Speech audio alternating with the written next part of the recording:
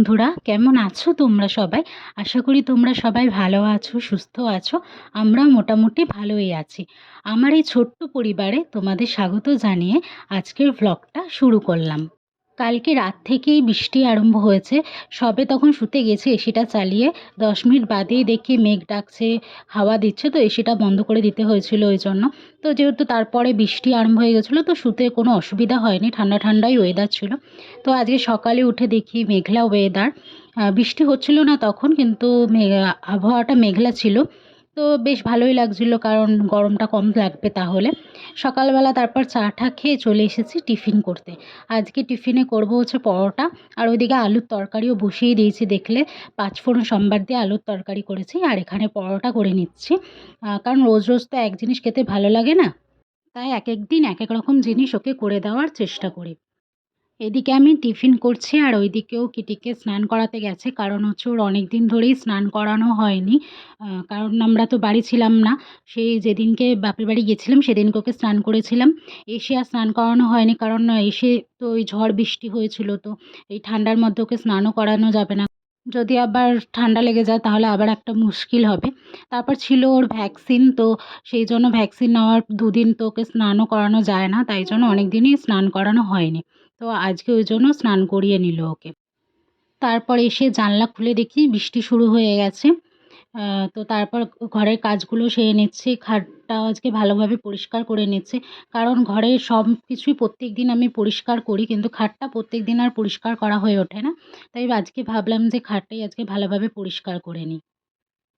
আর ওদিকে তো বৃষ্টি এখন মোটামুটি থেমেই গেছে। ভেবেছিলাম যে আজকে আর জামাকাপড় কাচবো না, কিন্তু তারপর ভাবলাম যে বৃষ্টি যখন থেমেই গেছে, তো জামাকাপড়টা কেচেই ফেলি।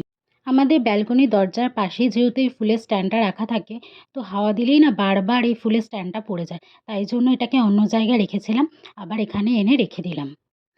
আসলে যাকে যেখানে মানায় তাকে সেখানেই রাখা উচিত। কিছু কিছু সময় হয়তো স্থান পরিবর্তন করাটা বাধ্যতামূলক হয়ে পড়ে, কিন্তু তারপর তাকে সঠিক স্থানে রেখে দেওয়াটাই ভালো। তাই জন্য এই ফুলের স্ট্যান্ডটাকে তার নিজস্ব জায়গায় রেখে দিলাম। আমার কিটি সোনা ঘুমিয়েছিল খেয়ে দেয়ে, এখন ঘুম থেকে উঠলো, এখন আলিশি দিচ্ছে। এখন ঘুমটা ঠিকঠাক হয়নি, ওই জন্য এখন হাইও তুলে নিচ্ছে, আবার ঘুমিয়ে পড়বে কিছুক্ষণ বাদে। তো দেখো ঘুমিয়েও পড়েছে। এখন যেহেতু একটু ঠান্ডা ঠান্ডা আছে, তাই জন্য অনেকক্ষণই ঘুমাচ্ছে। আর বিছানায় তো উঠতেই চায় না, সেই জোর করে করে ডাকি তারপর সেই ওঠে বিছানায়। কিছু বলবে সোনামা? কি হয়েছে? বাবা, বসো বসো, বস। কি হয়েছে? আরে কি হয়েছে, কি হয়েছে? এখন তো খাবার নেই, খাবার খাওয়ার কি তোমার টাইম হয়েছে এখন? গুড ইভিনিং বন্ধুরা, অনেকক্ষণ বাদে আবার ভিডিওটা চালু করলাম।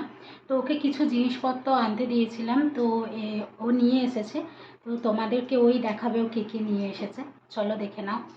দেখো ওই দেখাবে কী কী নিয়ে এসছে, তো চলো দেখাও কী নিয়ে এসছো। চাউমিন কালকে টিফিনের জন্য বউ করে দেবো সকাল সকাল। ব্যাং করে দেবো। রিফাইন তেল, তেলটা শেষ হয়ে গেছিলো ওগুলোর জন্য।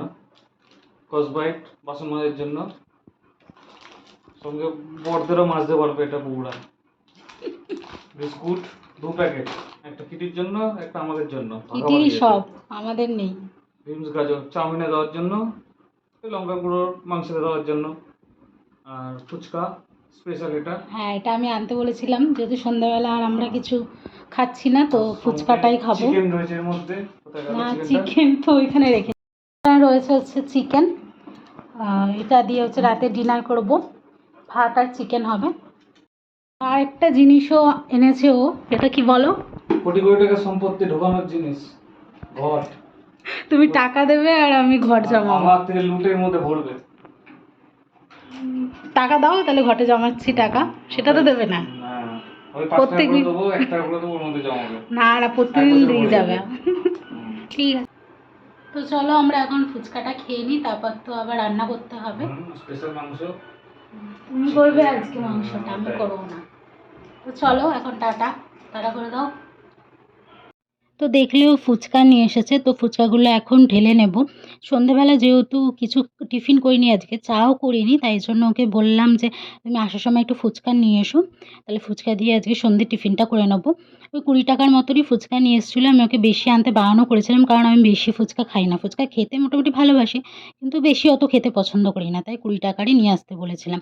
আর আমাদের বউভাতে যে ফুচকাওয়ালা স্টলে বসেছিল, তো তার থেকেই ফুচকা আমরা খাই, যখনই খাই তার থেকেই খাই।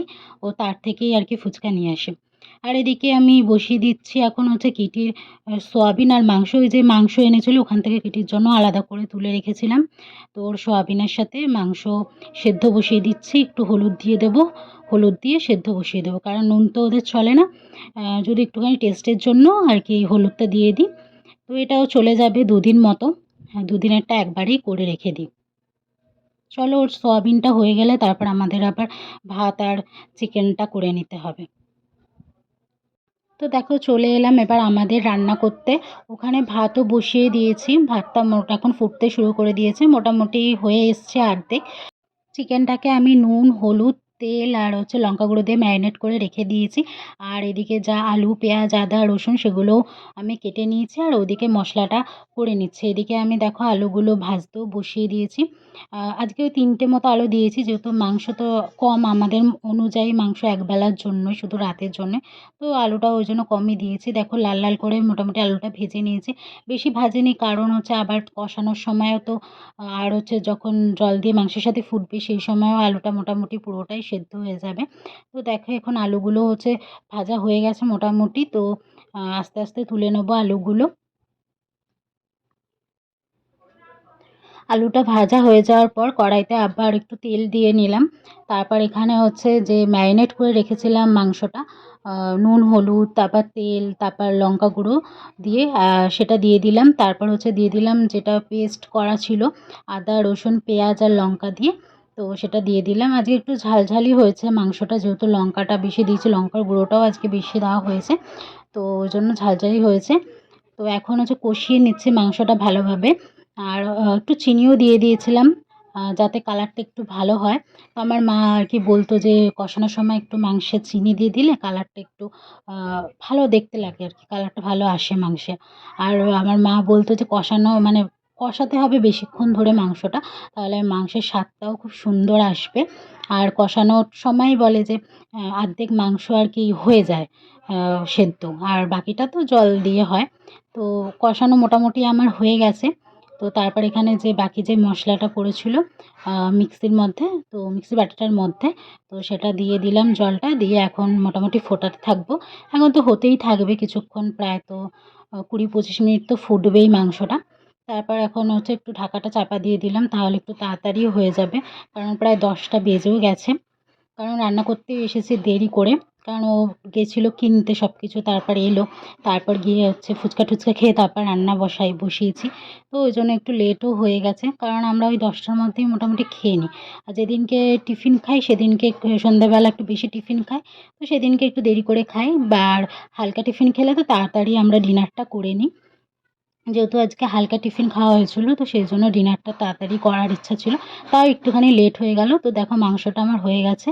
দুজনের জন্য বেড়েও নিয়েছি। তো চলো, মাংসটা তো আজকে খুবই সুন্দর হয়েছে, টেস্টটাও খুবই ভালো হয়েছে, বাট একটু ঝাল হয়েছিল। তো চলো ভিডিওটা এখানেই এন্ড করছি। ভিডিওটা ভালো লাগলে অবশ্যই লাইক, কমেন্ট, শেয়ার আর সাবস্ক্রাইব করে দিও। দেখা হচ্ছে আবার কালকে নেক্সট ভিডিওর সাথে।